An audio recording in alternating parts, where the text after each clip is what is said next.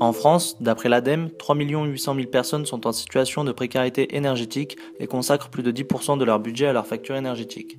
Ce phénomène touche 60 000 personnes en Isère. Les plus démunis vivent souvent dans les bâtiments les plus énergivores et sont donc les principales cibles du phénomène. Sachant que le bâtiment est le deuxième consommateur d'énergie finale en France, après les transports, les efforts entrepris ont un réel impact environnemental.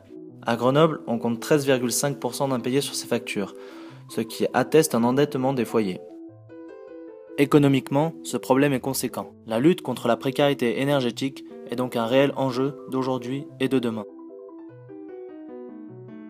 Élève à l'ENSECUB, l'École nationale supérieure de l'énergie, l'eau et l'environnement faisant partie du groupe Grenoble INP, nous avons créé en 2013 le projet Ecodit, mêlant les domaines de compétences et les valeurs de l'ENSECUB aux valeurs de l'entrepreneuriat social porté par Enactus. Le but principal du projet est de lutter contre la précarité énergétique.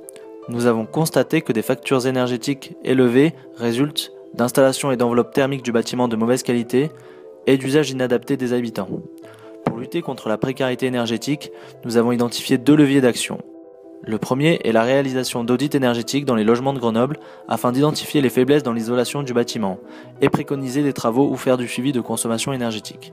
Le deuxième est une démarche d'accompagnement des habitants et de diffusion des bonnes pratiques d'économie d'énergie. Ceci afin d'influer sur leurs usages pour faire baisser les factures énergétiques.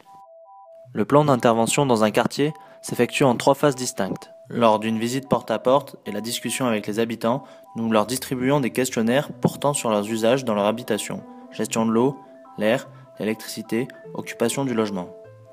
Lors d'une deuxième visite, nous récupérons les questionnaires afin de les analyser.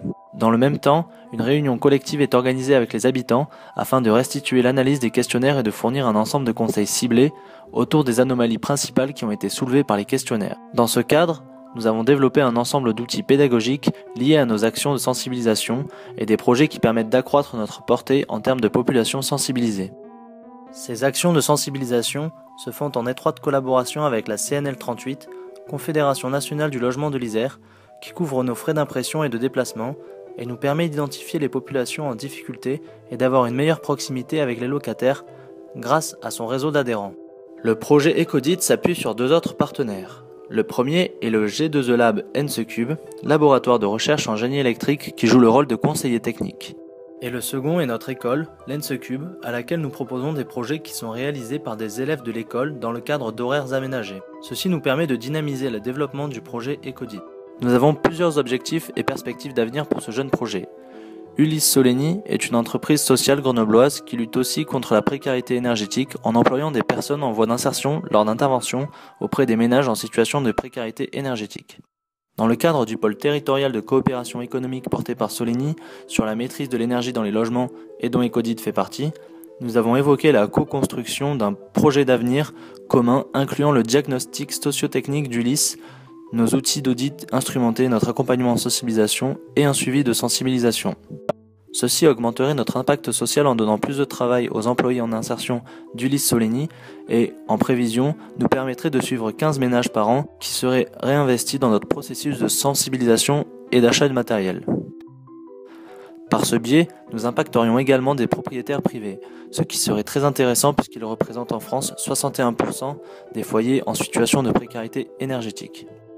Mais tout ceci n'est possible que si nous automatisons notre passation technique et que nous améliorons notre capacité à réaliser des audits en développant un outil d'audit adaptable aux multiples situations rencontrées.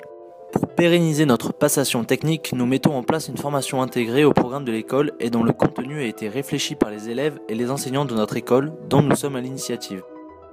Enfin, l'un des principaux enjeux de l'année prochaine est de réussir à connaître précisément l'impact social, économique et environnemental de nos actions, qui légitimera davantage le projet Ecodit. Depuis sa création en 2013, en quelques chiffres, le projet Ecodit c'est des audits sur 5 bâtiments, 130 foyers sensibilisés, actuellement une 40aine de membres impliqués, des actions parallèles diffusant les valeurs du développement durable, telles que des conférences sur les enjeux énergie-climat, des actions de sensibilisation aux économies d'énergie auprès des étudiants de notre école, l'organisation de la semaine du développement durable du 1er au 8 avril.